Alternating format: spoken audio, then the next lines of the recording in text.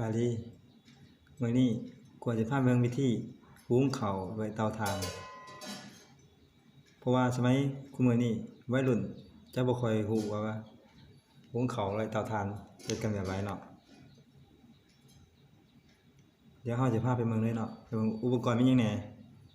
แต่ก่อนสิไปเบิ่งอุปกรณ์ฝากกดไลค์ติดตามให้กวยเด้ออุปกรณ์ทำแรกเราก็คือหม้อเนาะหม้อเล็กเดี๋ยวจะเตรียมไว้สำหรับหุงข้าวอันดับสองก็คือข้าวเจ้าเนาะ3แม่นเตาถ่านเนาะเอาไว้ดังไฟซื้อมาโดยเฉพาะให้เตานี่ไว้เพื่อคลิปนี้โดยเฉพาะเนาะบ่แม่นเนาะอันนี้เตาเก่ามันแตกว่าใช้งานโดนแล้วมันแตกสี่ก็คือถ่านเนาะถ่านสำหรับดังไฟถ่านไม้เฮานี่แหละจากนั้นเราทำการดังไฟเนาะปาไว้มันติดมันทานติดไปแล้วเขาจึงเอาเขามาขังในขณะที่เขารอทานติดเขาก็มาเกี่ยมล้างหม้อทาเนาะจากนั้นก็เอาเขาช้านุ่มใส่หม้อเนาะจากนั้นเขาก็นำเขาที่เอาใส่หม้อไว้แล้วมาล้างมาคนออกมาเพื่อเอาเศษขี้ฟอขี้ฝุ่นออกหรือว่าเศษเทียมโต๊ะข้างในเขาเนาะทำความสะอาดก่อนแล้วเอาไปท้องน้ำทิ่มเนาะการล้างสิล้างจาก2 น้ำ 3 น้ำก็แล้วแต่เนาะเพื่อความสะอาดเนาะจากนั้น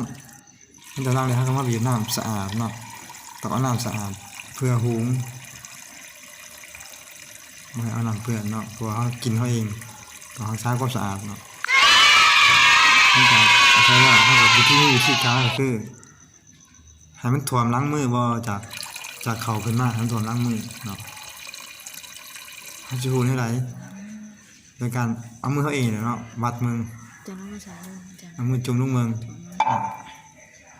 ถ้าว่ายังบ่ทนท่วมบีบน้ำซะอีกแล้วก็ต้องเช็คมึง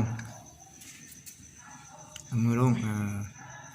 ท่วมแล้วจุ่มลงหรือว่าจุ่มมาคอนึงก็ได้จำใกล้เขาขึ้นมาคอนึงก็เอาโอเคเนาะจากนั้นก็หาผ้าปิดหม้อเอามาค้างใส่เตาไว้แล้วก็ซ้ำซ่าน้ำมันเบิดเนาะน้ำมันเบิดเขาจึงกวาดจอมึงมาเช็คมึงว่าน้ำบกหรือบ่น้ำยังเพิ่นบกเขาก็ป้าไปก่อนเนาะเบาถ่านอีกหน่อยหลังจากที่เราเห็นขึ้นมาแล้วเขาก็ไปเปิดน้ำมันเบิดแล้วเนาะก็เอาไม้ทูเขานี่คนมึงว่ามันติดก้นหม้อบ่ตามติดก้นหม้อที่ว่าเขาเริ่มชุกแล้วเนาะคนไปเรื่อยๆถ้ามันเจอมันชุกแล้วก็เอาหม้อปิดไปขึ้นก็ย่อออกแต่เตาเมืองอีกครั้งเนาะวิธีเช็คเนาะเช็คในหูได้ว่าเขาสิชุบแล้วก็เปิดเมืองใส่ไม้ทูคนหม้อเนาะหาว่าบ่มีน้ำแล้วเขามันติดคนหมอที่ว่าแสดงว่าเขานั้นชุบแล้วเนาะ